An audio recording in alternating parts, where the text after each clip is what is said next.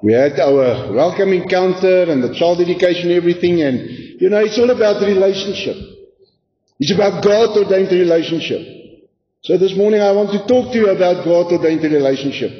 And our scripture reading this morning is Ecclesiastes 4, verse 9 to 12. And I'm going to read out of in my notes it's in the New Living Translation, but you can follow. Two people are better than one, for they can help each other succeed. If one person falls, the other can reach out and help. But someone who falls alone is in real trouble. Likewise, two people lying close together can keep each other warm. But how can one be warm alone? Verse 12. A person standing alone can be attacked and defeated, but two can stand back to back and conquer. Three are even better, for a triple-braided cord is not easily broken. Our text verse, Ecclesiastes 4 verse 12, I'm going to read out of the Message.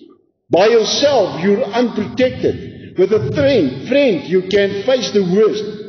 Can you round up a third? A three-stranded rope isn't easily snapped.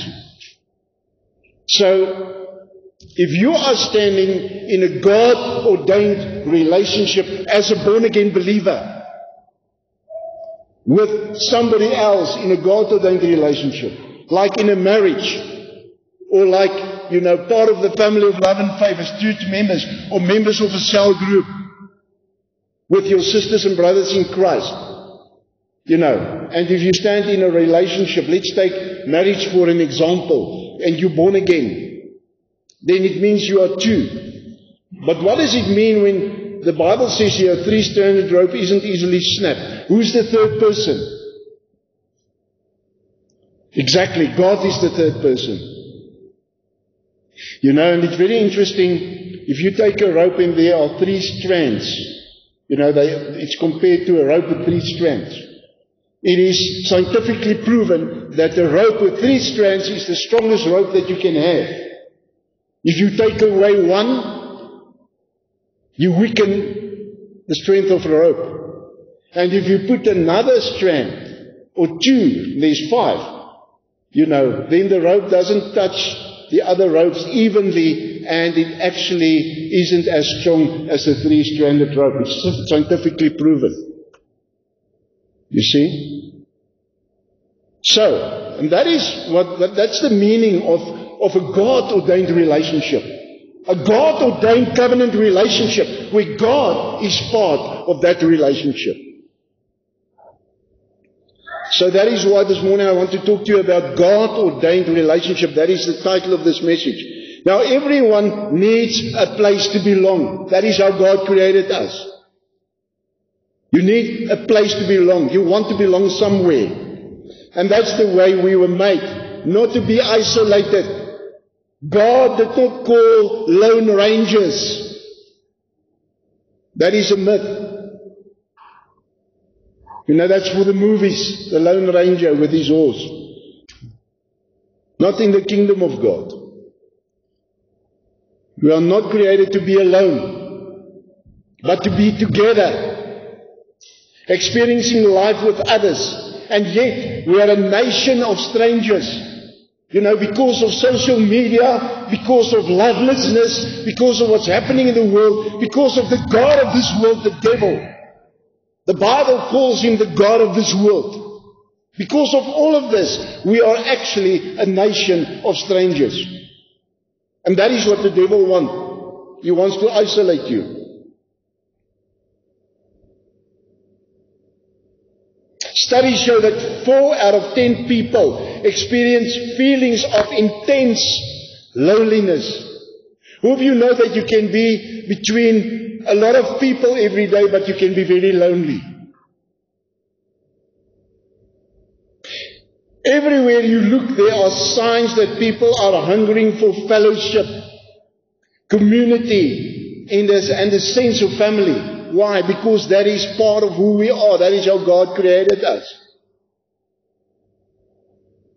Every week, the sweet old little lady waited in the line at the post office to buy 2 stamps every week. One day, as she got to the counter to the front, the postal worker told her, "You know, lady, you don't have to wait in the line to buy stamps. You can get them from the machine over there. There, you will find them in books of 20 and you can buy it from the machine." The little old lady looked at the man and said, "Yes, but the machine doesn't ask me about my arthritis and how I am." People want to be connected. They want to belong. It is all about relationship. The Bible uses a lot of metaphors to describe the church, but the most persistent is that of a family. The church is a spiritual family. In the New Testament, believers call each other's brothers and sisters. And in his letter to the church in Ephesus, Paul writes in Ephesians 2 verse 19, "So now you Gentiles are no longer strangers and foreigners. You are citizens along with all God's holy people. You are members of God's family." Now look at your neighbor quickly. It's a good time. Smile, please smile and say, "Hello, neighbor." Tell your neighbor, or ask him, first of all, let's not be rude. Ask your neighbor, "How are you?" Tell your neighbor, "God is good." There you are. Tell your neighbor, "You are a member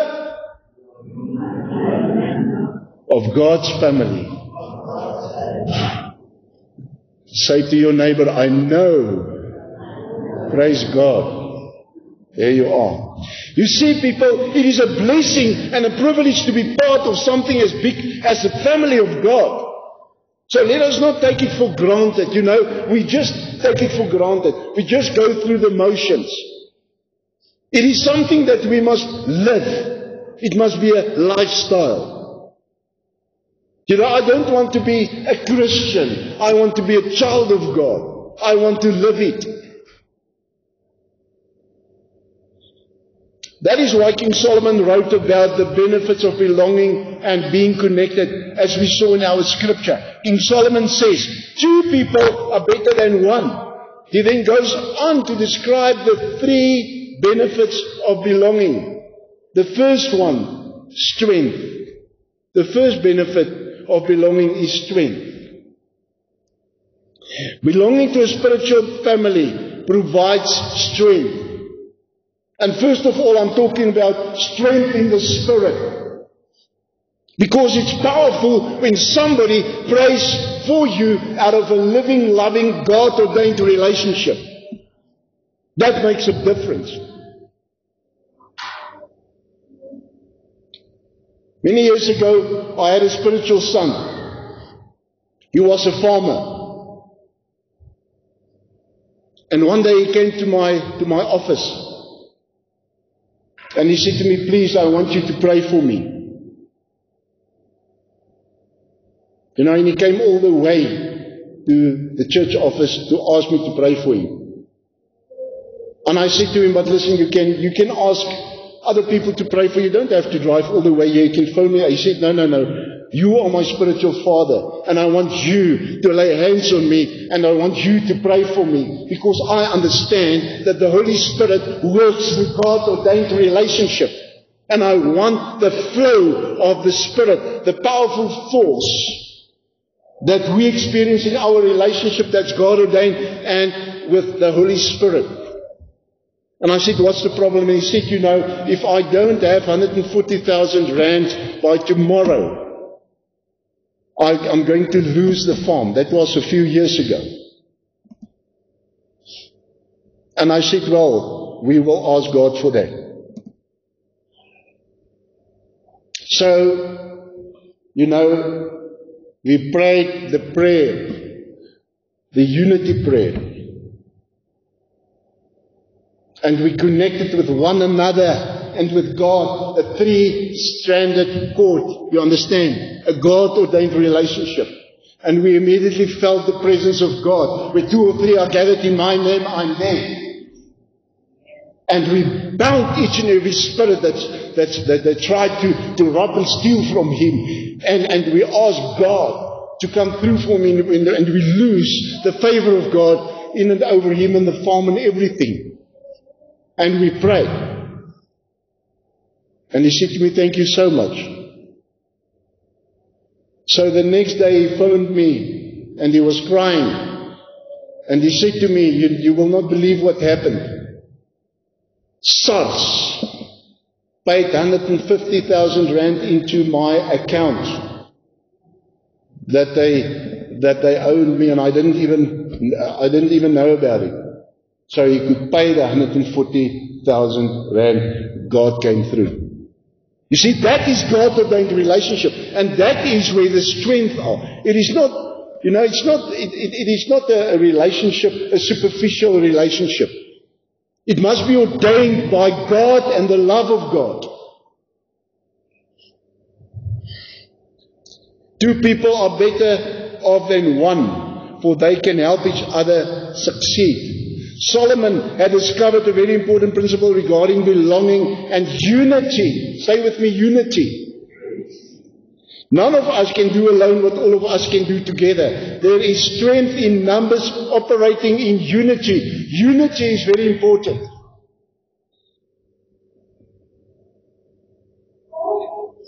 United we stand, divided we fall. It's a biblical principle. In Afrikaans we say, eendrag maak mag, maar tweedrag breek krag. It means unity gives you power.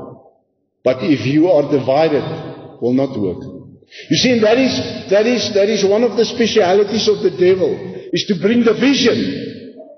He will cause division in families, in marriages, in churches, in spiritual families.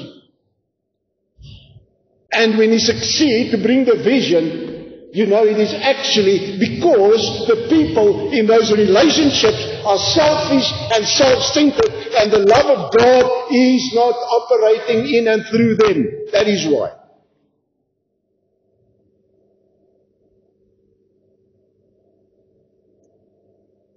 We must work together as a team. What is the meaning of team? T-E-A-M. Together, everybody achieves more. Together, everybody achieves more. Team. You see, the Jerusalem church in the book of Acts, the first church, consisted out of totally different people from a variety of backgrounds, with different personalities and sometimes conflicting opinions. Yet they found a way to work together in unity. We don't have to agree about everybody because God created us different.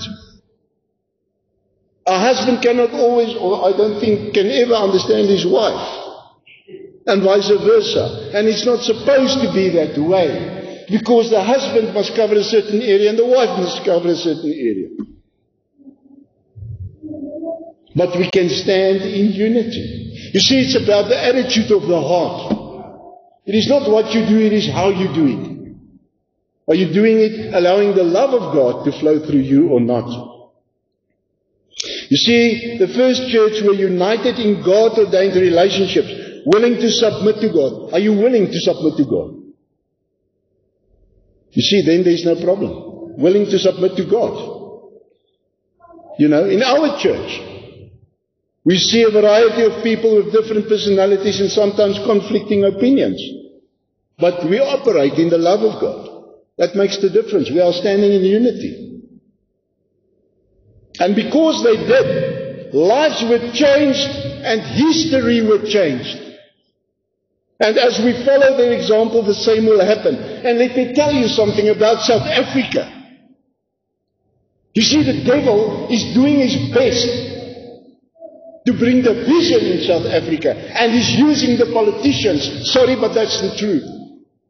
If you talk to ordinary South Africans, I don't care whether they are black or white or Indian or colored. they will tell you all that I want.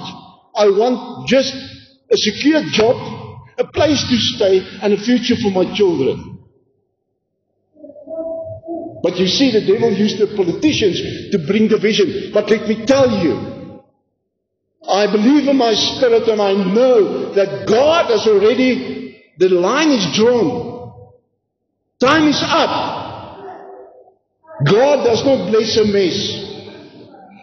God is going to stop this. And we in South Africa will be blessed. The whole world will look at this country because God is going to come through for us. But we must stand together and we must pray in unity. A three-standard court. That's the only way. There's no other way. It is God's way.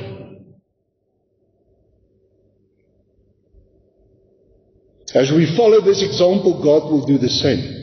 Whether you want to help feed the hungry, or house orphans, or clean up our communities, or share the gospel, none of us can do alone what all of us can do together. Belonging to God's family provides us with the strength to get more done by working together with God's will. So, the first benefit of belonging is strength. Let's move to the second benefit. Remember I said there are three. The second one is support. Support. Furthermore, belonging to a spiritual family provides support. Again, King Solomon put it this way in Ecclesiastes 4 verse 9 to 10. Two people are better off than one, for they can help each other succeed. If one person falls, the other can reach out and help. But someone who falls alone is in real trouble. Do you know what it's like to get knocked down? Of course you do. All of us experience hard times, difficult times. We all have troubles in life. It reminds me of an army chaplain who had a sign on his door that said, if you have troubles, come in and tell me about them. If you don't have troubles, come in and tell me how you did it. You see, Jesus is always there to help us. God said in His Word, He's a covenant God. God cannot lie. He said, I will never leave you nor forsake you. There's a scripture where God says, I will not let go of the works of my hands. You know, we are serving an awesome God of love and of grace. He will never ever let you go. Yes, He will not take your will. You've got a choice. But He will always be there and He will try to help you wherever He can. But we've got a choice.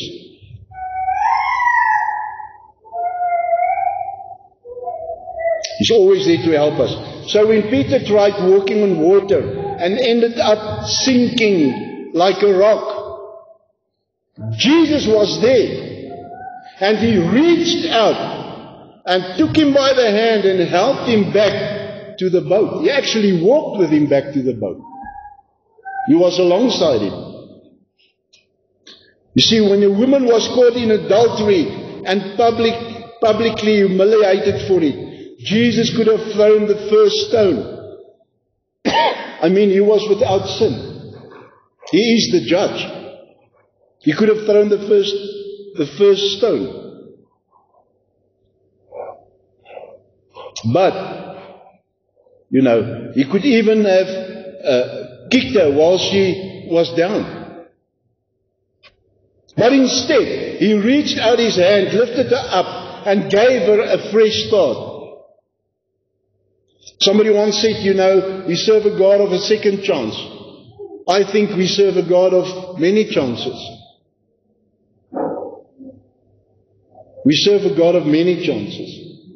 But don't play with His grace.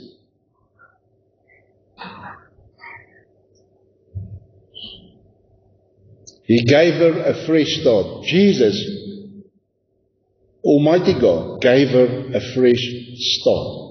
See, that's the mercy of God. That's the grace of God. And that is what we're supposed to do for one another. We must fellowship with God and one another on a regular basis. You see, if you don't spend at least an hour a week in God-ordained relationships, in your inner circle, you will start to feel that, slowly but surely that you're isolated. If you don't come to church or to the cell group for a week, it's still fine. The second week, you start to experience it. The third week, then the devil starts to isolate you, and then you don't want to come, and then everything in your life goes haywire. That is what I experienced.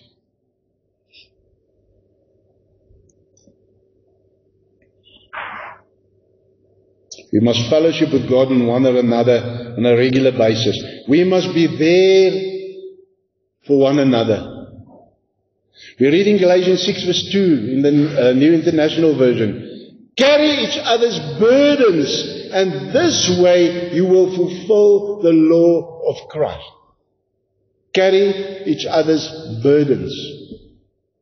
There's always a way how you can help your fellow believer that's in a God-ordained relationship with you. There's always a way how you can really help him or her.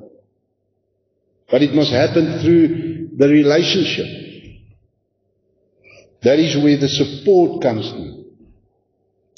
So that brings us to the third and the last point, the third and the last benefit.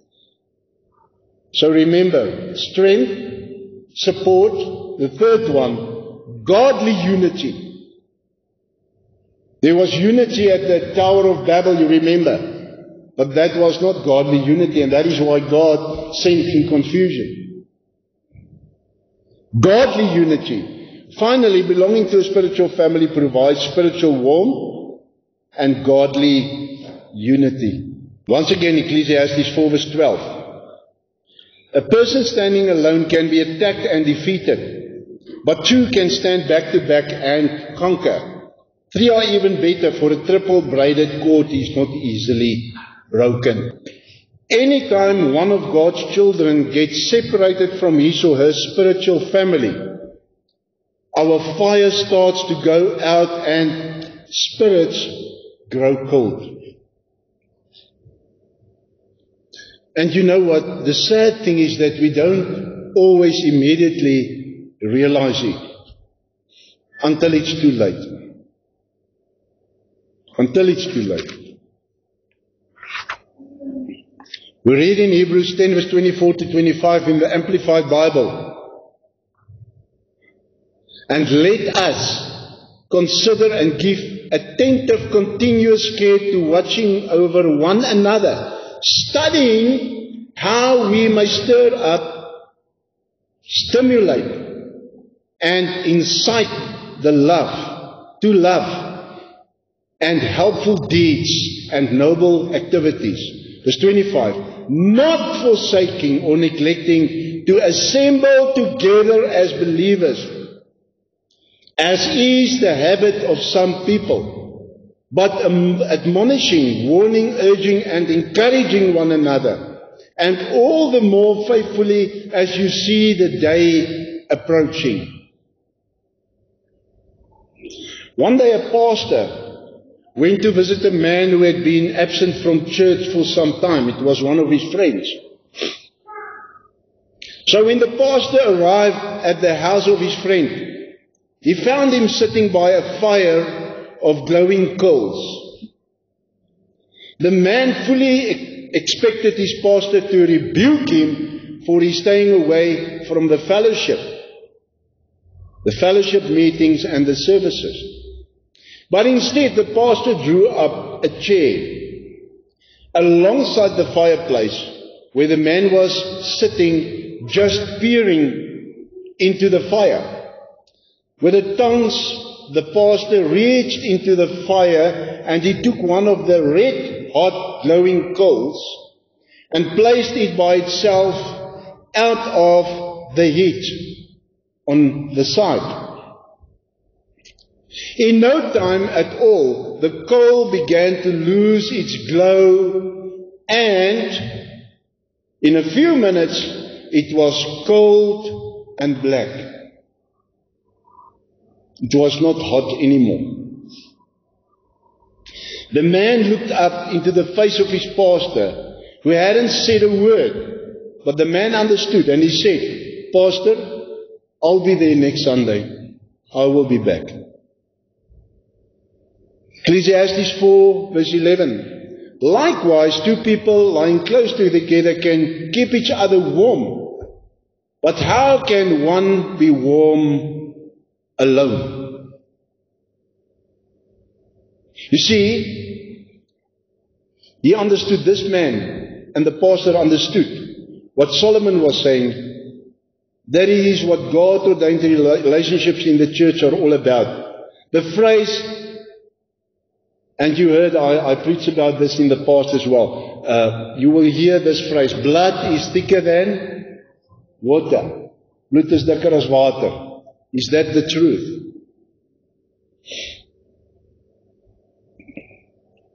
You know, it's a common phrase in the English language. People will tell you this means that the bond you have with physical family is stronger than any other bond.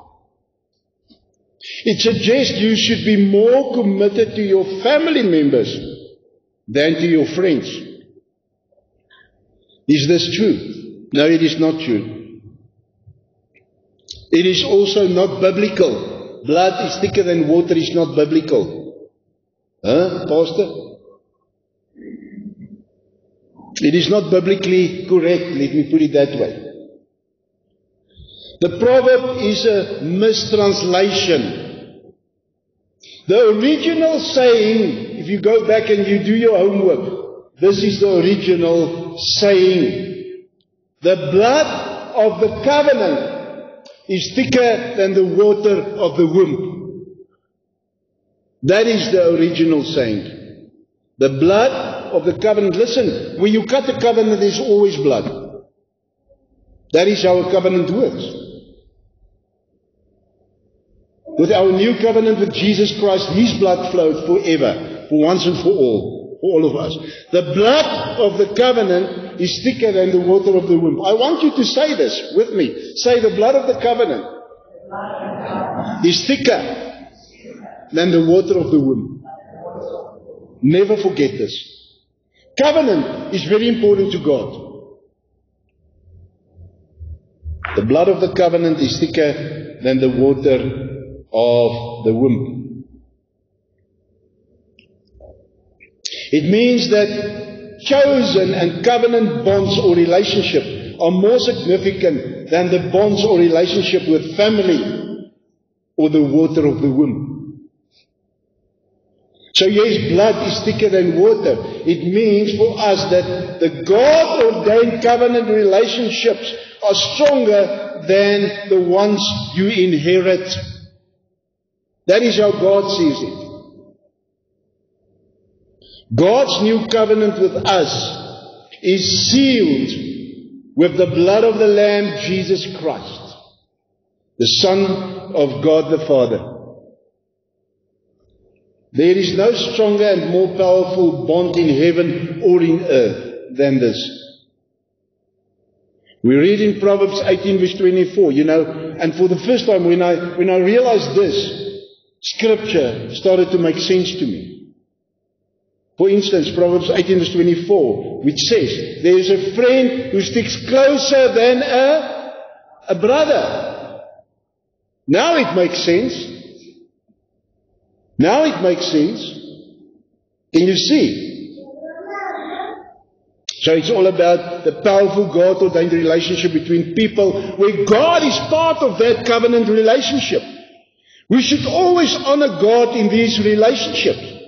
You see, if I've got a covenant relationship with Ari, he's not right, I'm not right, God is right, and we should always honor God. And when the love of God is in your heart, there's no problem between two people that is in a covenant relationship where God is part of it that cannot be sorted out.